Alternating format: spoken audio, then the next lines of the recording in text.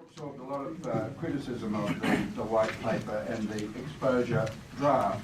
I suppose the best way to do this is to ask each panellist here, with your particular interest. It seems to me that what you're after is the reassurance of protections being written in up front, but then also to ask you whether you, with those protections, whether you would support the reform, the overall reform, particularly with its view about community engagement in strategic planning. Specifically, we'll start with you first, James. What, presumably you're going to make a submission. What would you want to see in the bill, which would allow you to say, yes, look, this is it, I can support? Yeah, because everybody acknowledges there's a need for reform. Thanks, Brendan. I think starting from the beginning, we have asked for... Sorry. Okay, starting from the beginning, our submissions have consistently asked for ecologically sustainable development to be the primary objective of the Act, to give us a fair and balanced... You want the word ecologically? Yeah, that is the common usage in Australia, and it's well defined in other states and in the Commonwealth legislation. It's also identified by ICAC by having a hierarchy of objectives. It gives you clearness, clarity and certainty in your planning legislation and diminishes the risk of corruption. I'd also make the point that the Minister credited Nature Conservation Council and the Total Environment Centre for putting in the Community Participation Charter earlier. What we asked for was a Community Participation Charter for strategic planning and for development assessment, and to have that enforceable in the Act. And currently what's proposed is not enforceable, and it doesn't apply to development assessment on the whole. And after Brad Hazzard's department looks at all the submissions after June 28, if you don't find anything like that in there, you'll be on the barricades opposing, I take it. Well, Nature Conservation Council members are about sustaining our environment. So if the Act is going to be a backward step from what we currently have, we'll have to put that to our members to see whether they support it. Okay, David Logan on heritage.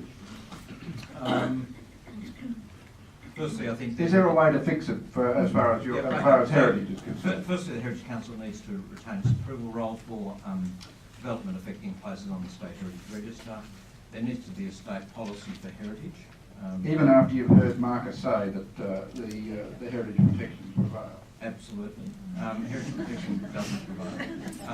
There needs to be a state policy for heritage. Heritage needs to be extended down into all the subsidiary plans, and it needs to be given weight and standing in those plans. I'm a supporter of the proposal for expert panels, but when those expert panels consider, and I'm talking about IHAPs in particular, and regional planning bodies and panels, when those panels consider heritage matters, they should have a heritage person sitting on them, with them. I'm a great supporter of upfront strategic planning as well, and that's how the system used to work in New South Wales many years ago when I worked in the Department of Planning. And it is a great opportunity to get all heritage identified, including Aboriginal heritage, and get all of those considerations into the plans at that time. And the community will be properly consulted, should be properly consulted as part of that strategic planning phase. But won't it be in the upfront strategic planning process, which the Minister promises will be a new era of community consultation through the Charter? I actually think... I know everybody's saying it's not enforceable, but it's there in the legislation. I actually think that is a very positive aspect of the new system, to actually have good strategic planning, as it used to be done. And to do that, there needs to be very strong community consultation. There needs to be expert studies done, both cultural heritage and Aboriginal heritage. Do you acknowledge that'll be done? That will be done in the strategic planning process? Well, as long as it's properly resourced, it can be done. And if the community views are taken into account, then we have a good chance of getting good strategic plans as well. And so I'm not an opponent of that proposal. Actually, I think it's a very good proposal, but Having said that, I also think the community needs to say in development applications affecting heritage places at the development application phase as well. Ian Sinclair, agricultural.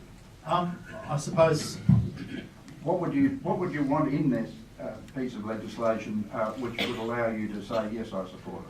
Well, I think, as I've read the legislation and the white paper at the present time, it has agriculture as the protection of agriculture and resource land as an object of the Act.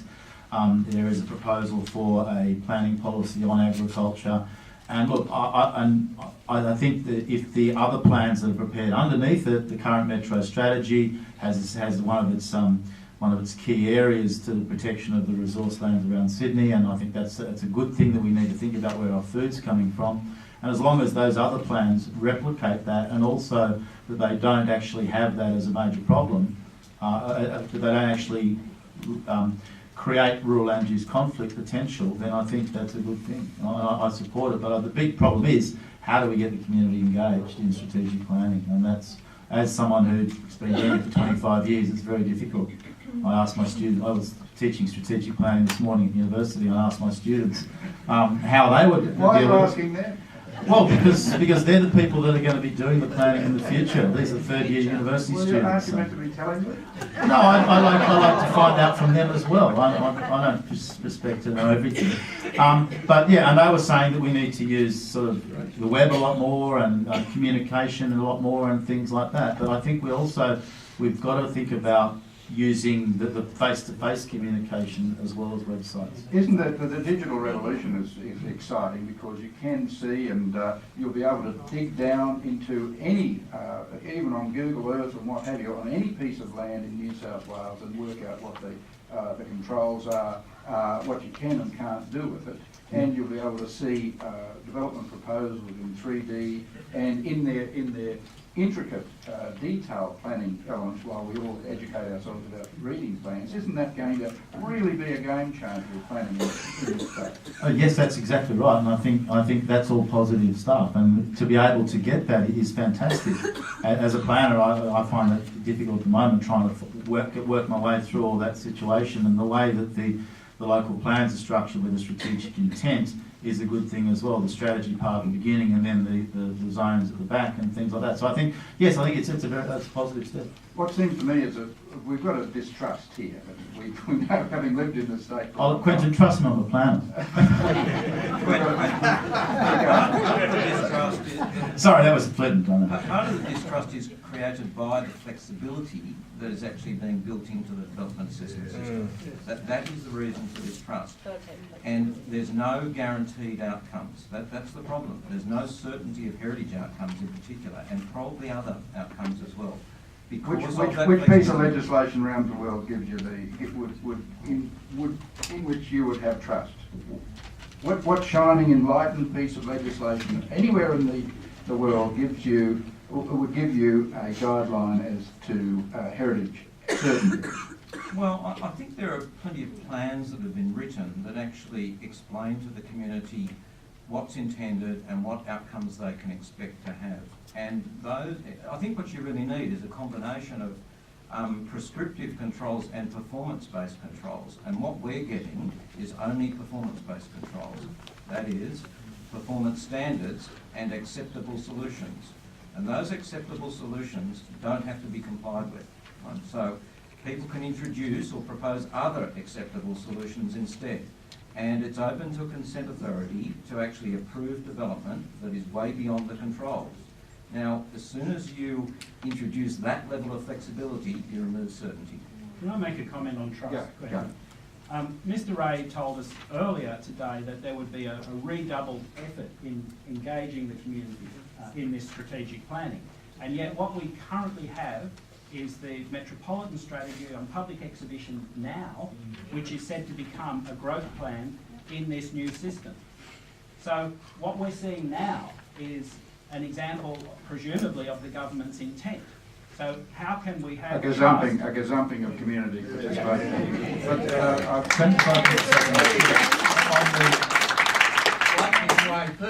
On the community participation side, I haven't seen any actual timetable as to how these various plans are going to be rolled out. And from my perspective, I'd like to see us, if they are to be hierarchical, we really shouldn't be talking about working on the local plans for a couple of years, because we've got to get the New South Wales planning policies sorted out, then we've got to get the regional growth plans and the sub-regional delivery plans. And that way we can then get that may be a way of engendering a bit more trust in the process so that we can see how that hierarchy fits. Then we can prepare our plans. I do a lot of work. We can't wait more years. Well, Why Russia? Well, the demands, well, look at the rental market, it's extortionate. You've got to change the... But there's development happening at the present time in Western Sydney. Well, you've got the status quo now. Well, I'm saying that there is development happening at the present time. The current LEPs, we can't just turn around and snap our fingers and make the current standard LEPs into the new local plans. There needs to be some deeming process for that. And I suppose if we're wanting to do it at a hierarchy, I've spent a lot of work in the rural areas where the current standard LEP process, we didn't have any hierarchy or any regional planning process to work on. And that made it difficult to actually to work out where we sat and what the requirements we were going to get. And I think we need to learn from that process and maybe take a bit more time to work it out. You know, it might be that the department can prepare the planning policies and the regional growth plans and the sub-regional delivery plans, which are supposed to be prepared with councils in any way. That might be in a couple of years, but I just think that we need maybe to learn from what happened with the standard LEP process, which was a bit top down from the Department of Planning, and they didn't really discuss with the local councils who were preparing the document.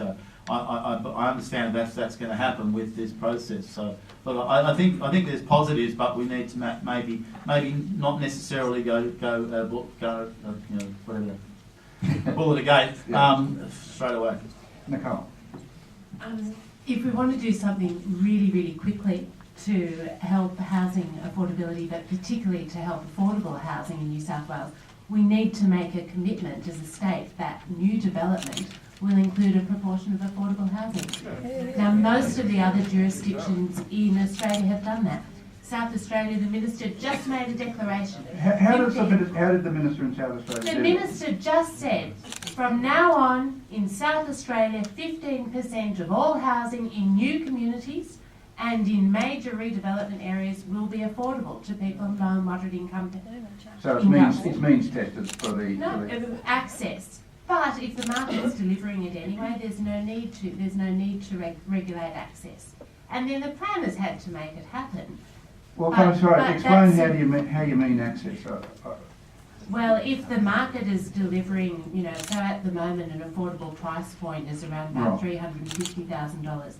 Now that means nothing for you if you've got a large family, but if you're a single person, maybe a teacher, you can afford to purchase a unit that's coming onto market for around about $350,000. So if your development includes a proportion of that kind of housing, you don't need to regulate that. But in South Australia, there are arrangements, and in the other jurisdictions, there are arrangements where if there's subsidy, or if there's a subsidy, you said, yeah. If there's any subsidy going to an affordable housing provider, then you do need to regulate access so that you make sure someone on a higher income doesn't purchase.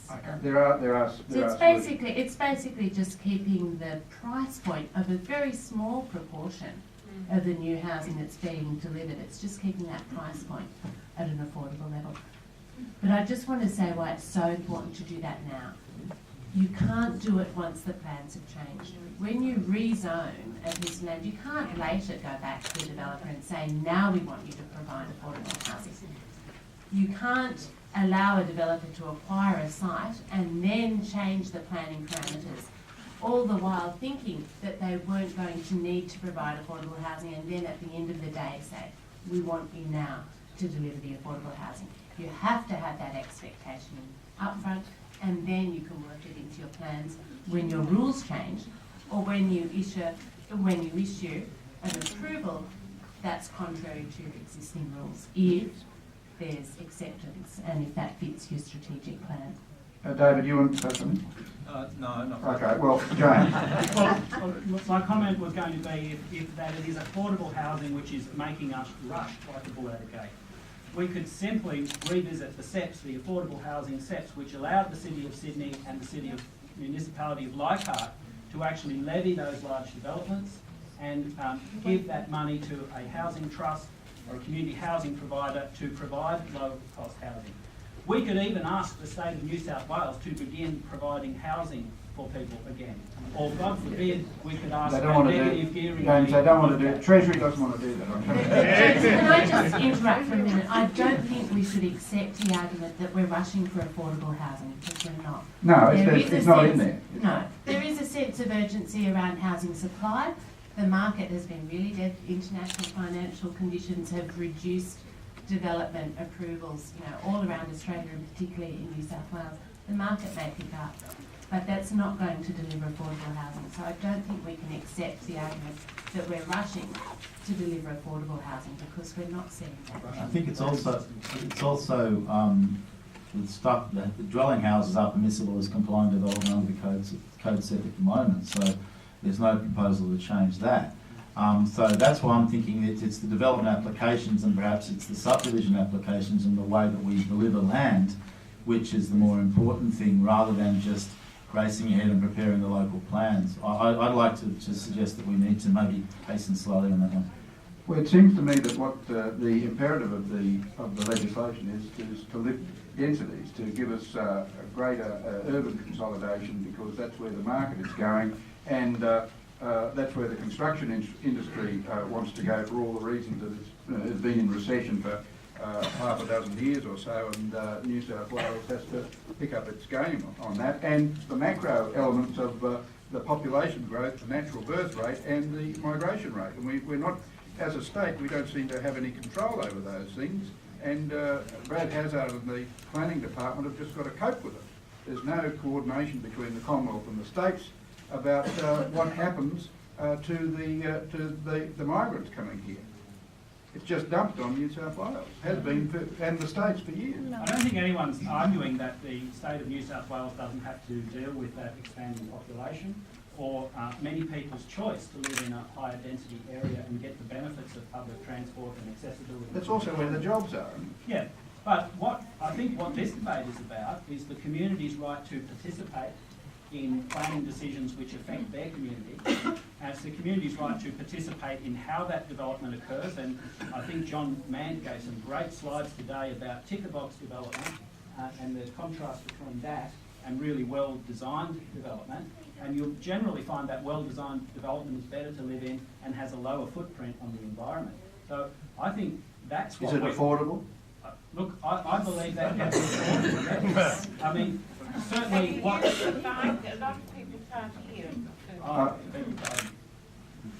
Yeah, so... Let me say, And cheap James housing is hasn't not finished yet, affordable come on. housing. Sorry, James hasn't finished. No, I think the debate is about our ability to participate in a system that gives us a quality of life, it gives a number of choices, and it results in a lower impact in our environment, and it results in well-being in the community. The idea that we would go down the route of that ticker box slides that John Mann showed earlier, particularly when you look at the complying and code development in the white paper, which is to include blocks of 20 units, etc., as complying development, that's not the route that we want to go down. You don't want to go down urban consolidation around transport corridors. That's not the question. Well, I'm asking you that. I'm asking you that question. We can go down that route. We can go down the route of good urban consolidation, one that reduces our greenhouse gas emissions, one that increases the use of public transport. But we can do that with community participation and good design. That we don't have to be locked into this ticker box code accessible model. And what I'd add to that is good design would also include the infrastructure to support the growing demand that comes from growth. I suppose I come from the issue of the fringe, and it's my perception that most people in Sydney, in fact, don't like high-density development, and everybody wants to.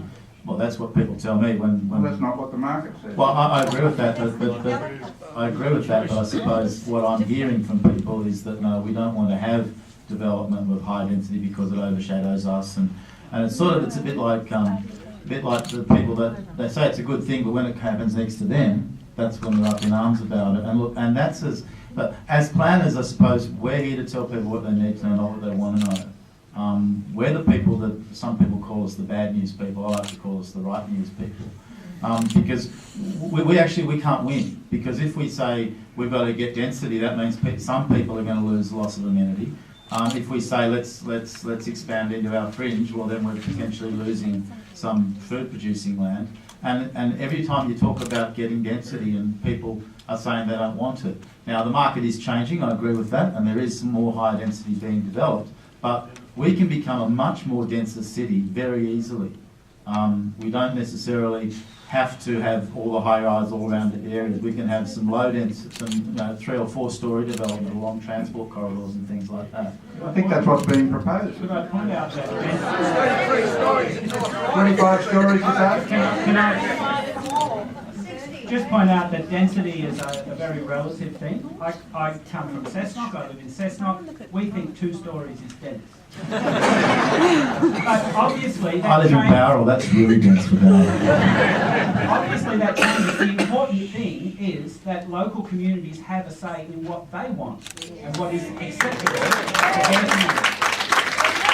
But hang on, isn't that what the planning system is saying? That we want to that you want some control of what's happening up front? Look, I suppose as someone that goes out and consults with the community, I've been to community meetings where you go and you ask the people to come, you give them lots of advice, you write to them. We get 4 or 5 people turning up at a meeting. And someone said to me, oh, you'd be happy about that. I said, no, I'm very disappointed because there's not many people here that are interested in their future. And that's the problem. How do we get people more interested in their future? We've got to use different techniques of visualisation and I'm just getting people to understand what happened. Warringah did a process a couple of years ago that I was involved in called the Talk of the Town, which was fantastic. Cost hundreds of thousands of dollars, but it was a fantastic process. I was one of the table facilitators. It was excellent. We had lots of information there. There was lots of work that went into that beforehand. To get good strategic planning, it costs a lot. I've spoken to Mackay, who's from Vancouver, who was in charge of that for a long time. I've been to Vancouver and seen the results. It's very impressive, but it took a lot of time and a lot of expense and a lot of money and resources. And I suppose if we've got that, then we've got the potential to get a good system. David, how do you get community consultation that you can trust? What I really wanted to say was that I don't think heritage and development are at odds, contrary to what people might think. Lots of development and lots of growth and urban infrastructure and urban renewal projects have actually been heritage-led. You look at a lot of the brownfields redevelopment sites that have occurred where you're getting a lot of urban renewal and lots of increased density, but still have retained the heritage aspects of those places. Now, good strategic planning can deliver both. Good strategic planning with consultation from the community. Okay, well, how do you get... You actually plan for it. You actually say, okay, well, these areas, we're going to keep heritage, we're going to keep high development out of the heritage conservation areas, and these are the areas where we can tolerate more density and higher development. Yes, we might even have to sacrifice the odd heritage item in this area in order Isn't that to what's being protect proposed? the rest. Isn't that what's being proposed? No, The it's upfront not. strategic plan? It's not. I mean, well, yes, in the one sense, notionally, the strategic planning phase You're saying could deliver that, but we don't know. It's lip service to it, but when you look at the legislation, it doesn't give you the... No, I'm not saying it's lip service. What I'm saying is that I don't know that the way that it's been written will necessarily deliver what is proposed. Right, yeah. Comment on the difference between strategic and development. Go.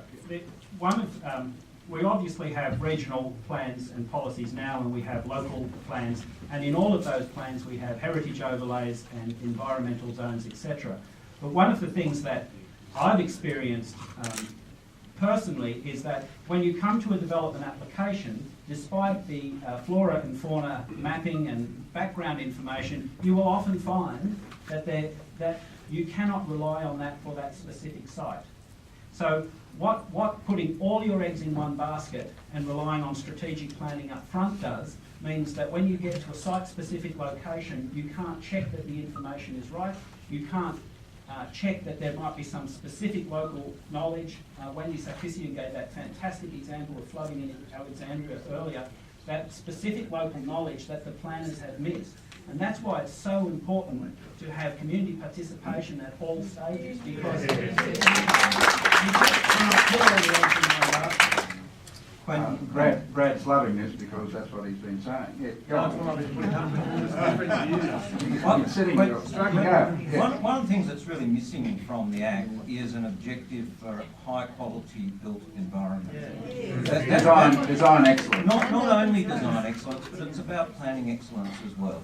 You know, and that, if the community had that, you know, it would feel a lot more comfortable about John Mann's accepting thing about development. contextual. Yeah, absolutely. Right, the other thing was lawyers, I'm sorry. If we didn't have lawyers, we wouldn't be in this position. Appeal rights and an alleged bias in favour of the developers in the event that they don't get what they want, as opposed to the third party appeal rights. Has anybody got anything to say about that, which would get you to, if you saw things in the draft after the objection process, would say, yes, they've addressed that, I'm going to support the legislation? Yeah, definitely. I think we had two really good points that have been made today at different times. There was a question asked of the Department of Planning earlier today, why don't residents have the same appeal rights as a development proponent? It seems to be a basic thing of fairness and equity. So the second point that was made, and we don't have that, and this Act bill entrenches that situation. There is no fairness. The second thing that John Mann made a point of was saying that if you allow merit assessment review rights, it has the effect of keeping the process honest. It reduces the risk of corruption, because if anyone's inside the tent trying to do a deal and they know that he used the word a third party objector can circle the wagons and make that appeal, it will keep the whole process honest. How long does that take? What's the time limit of that? My understanding is of the research that's been done by the BDO, and I'll please correct me if I'm wrong, is that other jurisdictions such as the US, which have expanded their merits appeal rights, have not suffered a flooding of their courts, because what that has done is lifted the standard. Can you? This is the US experience. In Canada, they have third-party appeal rights in Toronto, and it actually has caused some issues with the process of applications being going through. Go ahead, yes. So the concept is that by widening those results, the decision maker, whether it's the council, the Joint Regional Planning Panel, or the minister, is more conscious of making a good decision. The difficulty is, having covered these stories, is the community, or individuals and community groups are very loath, almost frightened and coerced away from it because of the expense. Currently, so is there any other solution? Because we just don't want, if we've got a dispute settlement process through justiciability of planning decisions, how do we get it so it's fast and it's fair? There's nothing to prevent the bill having a fast and fair merits review process in it. We tend to make our appeals process very expensive because we restrict so much of it to judicial review, which is arguing points of law, and so you have to engage, a long line of solicitors. You're proposing a mediation rather than it's not adversarial. It's not necessarily mediation, but it can be a determination, but you restrict it to the merits and you make it a no-cost jurisdiction. The Land and Environment Court was set up to be that. Well, it hasn't worked. You want reform of the Land and Environment. Well, no, I'm just saying that the way the Land and Environment Court works, and I've been an expert witness a few times, is that it is expensive. It's quite interesting being an expert witness, but it's also the process. You have a mediation to begin with. If either party is not willing to mediate, either the applicant if the or the stakes are council, high, the mediation's out the window. Exactly. So you go to this mediation session, and then you're in court, and then it has been speeded up a lot by the reforms to the process. But it's the whole issue of third-party rights of appeal is it gives people a sense of of ease that they can appeal against something if it's not right, but then you can get people taking vexatious appeals out, which can cost the community, other people, and particularly councils, can cost council a lot of money to defend them if they have to defend them. So, and I don't know the solution, but it's perhaps the answer is 42.